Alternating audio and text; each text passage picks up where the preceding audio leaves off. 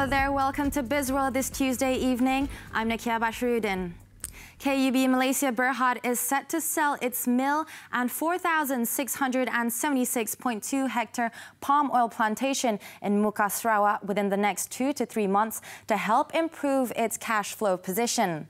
Once concluded, the sale will reduce its palm oil plantation size to more than half, from 8,866 hectares to 4,190 hectares left in Johor and Sabah. So we decided at the end of last year with the board to dispose of the mill. And we are in an advanced stage of negotiation with a buyer to buy the mill. We'll make an announcement very, very soon.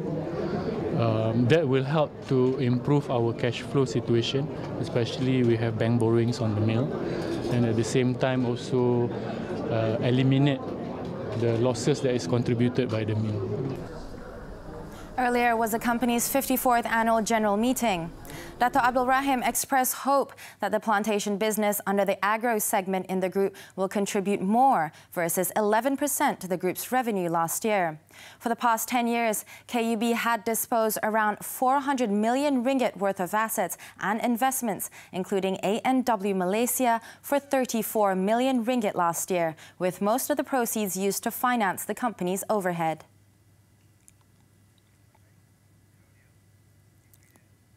Meanwhile, KUB Malaysia has allocated up to 50 million ringgit for its capital expenditure this year.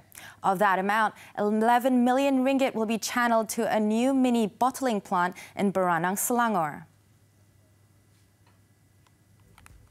We also identified and completed actually, but it will run only maybe around third quarter, a new bottling plant in Baranang. So that will cater to the market on the east and northern side of the Klang Valley, because our current bottling operations and gas terminal is in Westport.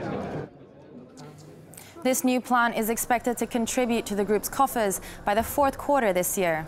In terms of its order book, the group's KUB Telekomunikasi has an order book of 80 million ringgit, which will last until 2021, while its subsidiary, KUB Power, has an order book of 15 million ringgit for the next year and a half.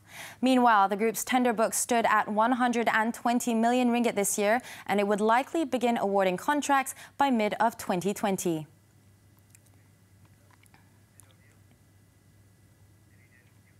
Digital economy is an immediate priority area that needs focusing by the Asia-Pacific Economic Cooperation, APEC, through intensified efforts in facilitating cross-border e-commerce. International Trade and Industry Minister Dato' Dara Lai King said in order to support digital transformation, APEC needs to quickly grab the opportunity to spearhead substantive work on the digital economy to become rule makers or risk being left behind as the rule takers in this area. The MRT, in principle, agreed that APEC has an important role to play in supporting the multilateral trading system instituted by the World Trade Organization, WTO. He said this in a statement issued in conjunction with the 25th APEC Ministers Responsible for Trade MRT meeting held on May 17th and 18th in the port city of Valparaiso, Chile. He would lead the Malaysian Trade and Investment Mission to 3 South American countries this week. The minister also emphasized that APEC must start to envision its way forward post-Bogor goals, which will expire in the next year. The United States government on Monday issued a 90-day reprieve on their ban on dealing with Chinese tech giant Huawei, saying breathing space was needed to avoid huge disruption. The U.S. Commerce Department will allow Huawei Technologies to purchase American-made goods in order to maintain existing networks, at the same time provide software updates to existing Huawei handsets. However, the company is still prohibited from buying American parts and components to manufacture new products without license approvals that likely will be denied. The rollback, which is in effect for 3 months, suggests changes to Huawei's supply chain may have immediate far-reaching and unexpected consequences.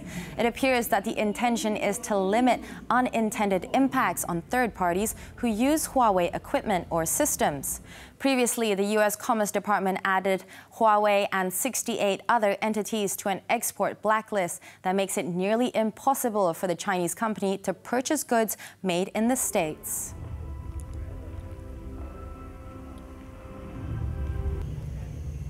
That's all for Bizworld this evening. I'm Nakia Bashiruddin. Thanks for investing your time with us and selamat berbuka puasa.